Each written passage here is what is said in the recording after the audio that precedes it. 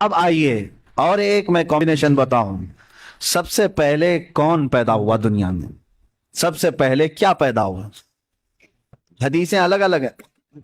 سنیوں میں مشہور ہے کہ حضور صلی اللہ تعالی علیہ وسلم نے ارشاد فرمایا کہ سب سے پہلے اللہ نے میرے، باقی آپ ہی کمپلیٹ کر رہے ہیں.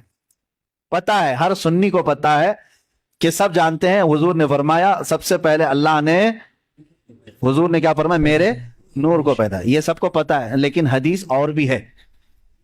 ایک حدیث میں میرے آقا صلی اللہ علیہ وسلم فرماتے ہیں سب سے پہلے اللہ تعالیٰ نے قلم کو پیدا کیا. سب سے پہلے اللہ نے قلم کو پیدا کیا.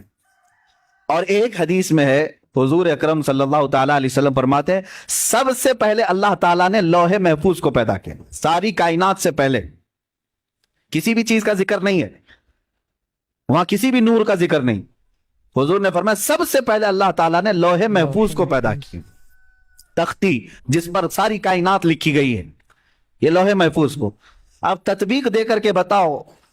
حضور پاک صلی اللہ تعالیٰ علیہ وسلم نے ایک حدیث میں فرمایا سب سے پہلے اللہ نے میرے نور کو پیدا کیا. ایک حدیث میں حضور فرما رہے ہیں سب سے پہلے اللہ نے قلم کو پیدا کیا. ایک حدیث میں فرما رہے ہیں سب سے پہلے اللہ نے لوح محفوظ کو پیدا کیا. آخر سب سے پہلے آیا کون؟ تو یہ فیصلہ جو ہے صرف عاشقان رسول کر سکتے ہیں. فنا پھر رسول، عاشق رسول اقبال لاہوری فرماتے ہیں، قلندر لاہوری علامہ اقبال یہ کہتے ہیں اس کا فیصلہ یہ ہے یا رسول اللہ لوح بھی تو قلم بھی تو، تیرا وجود الکتاب، ساری چیزیں آپ ہیں یا رسول اللہ. جو حدیث میں حضور نے فرمایا لوح پہلے پیدا ہوا، قلم پہلے پیدا ہوا، کتاب پہلے پیدا ہوئی، اقبال نے کہہ دیا یہ ساری چیزیں نام الگ الگ ہیں، سب کا مراد ایک ہی ہے یا رسول اللہ لوح بھی تو قلم بھی تو، تیرا وجود الکتاب، گنبد آبگینہ رنگ تیرے محیط میں حباب.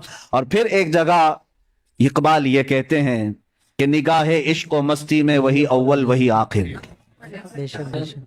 ہاں ایک مسئلہ یہ بھی ہے کہ رسول کریم صلی اللہ تعالی علیہ وسلم سب سے پہلے پیدا ہوئے، سب سے پہلے پیدا ہوئے، اور پھر سب سے اخیر میں آئے، سب سے اخیر میں آئے. اس کو بعض شارحین یوں کہتے ہیں کہ بیج زمین میں بویا جاتا ہے. زمین میں سب سے پہلی چیز کیا ہوئی؟ بیج. بیج سے پودا نکلا، پودے سے شاخیں بڑھتی گئی، درخت ہو گیا، درخت ہو جانے کے بعد ٹہنیاں، پتے، پھر اس کے بعد پھول لگے، پھول کے بعد پھل آئے، اور پھل کے بعد اندر کیا نکلا؟ بیج. یعنی اس درخت کی آخری چیز وہی بیج ہے جو زمین میں ہم نے بویا تھا. جو زمین میں بیج تھا وہی پکنے کے بعد اخیر میں وہی بیج آیا.